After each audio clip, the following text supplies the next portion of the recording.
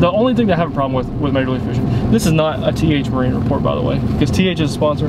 I'm saying this only. This is a Darien Craig report. What's up, everybody? Welcome back to another episode of Darien is Fishing. And today, this video is going to be kind of short. It's going to be sweet, and we're actually going to do the majority of this video while we're driving in the truck back to Alabama to beautiful Lake Guntersville. But we're at the Major League Fishing Bass Pro Tour Redcrest, which is their championship. It's the first year, it's the first ever Redcrest, and this video is going to be a recap of what I thought about the championship. For the victory lap though. Whoa, whoa, they ain't never seen nothing like this before. Lit the room when I came through the front door. Ask me if I should overcome, what for? Train in the trees, please pardon my sycamore. Touch burning sands, cross lands and stormy shore seasons in the year, yeah. Ain't no challenge for champions and chain no fear. Yup, the champ is here, switch gears. Now, I don't know a ton about NASCAR, but this event, this setup, this gathering of booths is called Midway, and I guess that's a NASCAR term. I didn't know that, but it's called Midway. And so I'm gonna get in the car. We're gonna start rolling pretty soon. So it's called Midway, and Midway this week has been fun. There was not a lot of people here, but I think overall, like first year, you know, it was a pretty good turnout. We didn't do a ton of sales, but in this video, I just wanted to recap, you know, how it was. So there was some fans that came out in the second day. I'm gonna say maybe 500 to 700 in that range. I wouldn't say there was 1,000. This is Ben.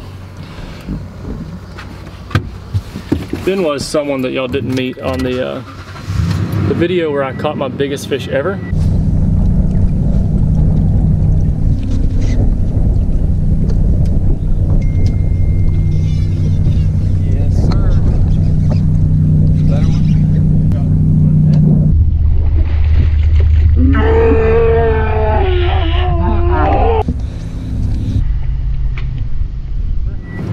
Y'all didn't meet Ben on that video, but he was on that. But anyhow, so Redcrest, this event was, as far as like from a fan base, so yesterday there was a decent amount of people, but it wasn't comparable like to the Bassmaster Classic or at all, you know, comparable to even the Forestwood Cup.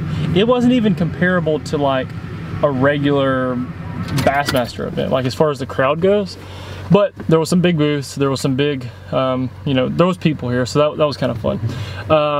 The coverage, we didn't get to watch every bit of it, but we did watch a bunch, and the coverage was good. I just think this Major League Fishing format, it's really nice. The good thing is they're releasing the fish immediately and like turning them back.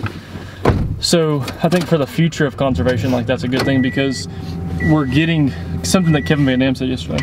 We're getting more people into fishing, but there's no way to replenish our lakes. Like you can't make more lakes. So the more people we get fishing the same bodies of water, like we're gonna hurt the lakes over time. So them releasing the fish on the spot is definitely a cool thing. They're not in love with this format. Some of them really are, as far as like the numbers go. And like Edwin just now, he went on a flurry. He's catching them every cast. He got like 20 something fish in a row. And so yeah, Edwin goes on a flurry, catches like 24 fish in a row on 24 casts.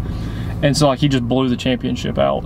And a guy like Hackney today has been fishing for bigger fish. So I think that's always gonna be a weird thing with Major League Fishing, for those guys to adapt to that new style of like, even it's how many tournaments they had this year, having to adapt to catching, like changing their entire tactic, because like Hackney appeared to be fishing for bigger fish and Edwin just ran around trying to catch a lot of fish. So I think that's always going to be kind of a weird thing. As far as this entire championship event, I would say it was pretty good.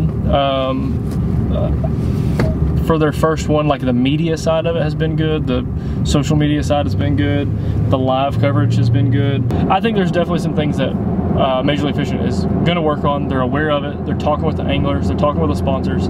Talking, even getting advice from, not advice, but like opinions from fans, which is important because we're the people that watch the sport. We're the people that, you know, are paying money to, you know, buy the products of the sponsors, General Tire and all these bigger sponsors that are coming in. We're the ones supporting them as they're supporting the industry. So I think it's definitely growing. First year I think it was pretty good, but there's definitely a lot to learn from. So right now, every fish you catch, you know, obviously goes onto your total weight, but if you can catch more fish quickly, you'll do better than a guy who's fishing for 4 or 5 big fish. But they're talking about having a system where you could reward a guy for catching one big one and it being worth more than the actual weight of that fish. So if he caught, say the big fish of the day was an 8-pounder, he might get 16, you know, he might double that fish and get 16 extra pounds, or whatever the deal was. I don't know, I think there'd be kind of cool like ways to mix up and figure out how to change this format, because right now it's good, but for people who fish like a 5-fish bass tournament, like your club tournaments or your BFL tournaments, it's not really relatable for us. So to hear that Edwin has 51 pounds and he caught 37 fish, like in my brain, that doesn't, like, I don't even know what that divides. You know, it's like with 5 fish, I know that if you caught 20 pounds, you had somewhere in the ballpark of having 5 4-pounders. If you had 15 pounds, you had somewhere in the ballpark of having 5 3-pounders. But when you have 51 pounds and 37 fish, like the math part of like understanding what did he even do today is just kind of off, and so it makes it not relatable for, you know, just your average guy that fishes a club tournament. But overall, with that said and done, Major League Fishing year 1, I think it was a plus. This is not a TH Marine report, by the way, because TH is a sponsor.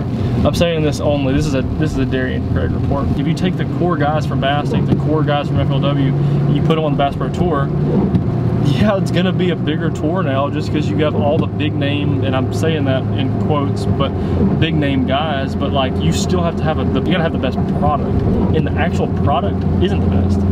So definitely good things to work on. There's some bad things to work on. Overall, it was enjoyable. Thumbs up on the event. I know this video is short, but I wanted to do a recap of what I thought of the first ever Bass Pro Tour Redcrest event presented by Venmo, which was kind of cool. Venmo jumped on, bringing a lot of money into the game. They gave away cash, so you download the Venmo app through some links or whatever, and literally they just gave random fans cash all week. So Venmo, for those of you who don't use Venmo, is an app that you can transfer money to someone, kind of like how PayPal was. It's basically the exact same as PayPal, and actually Venmo is owned by PayPal.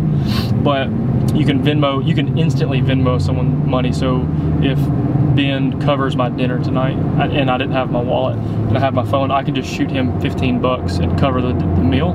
So it's super quick. A lot of, like, I guess it started, I guess colleges probably is the main place like I first heard of, is like college kids, because either they don't have money and so their parents would Venmo them money, or like they go out to the bars and they don't bring their wallet or they don't bring all their stuff, and so one guy might just foot the bill and then everybody Venmo him 20 bucks each or whatever the number is. So Venmo's a super cool app. I think it's cool that Major League Fishing has the resources to bring Venmo in. But anyhow, that's my Redcrest Championship event recap. Congrats to Edwin. Actually, the tournament's not even over yet, but 25 minutes left and he has a very commanding lead, so probably gonna win. Anyhow, I'll see you guys on the next one. We're out.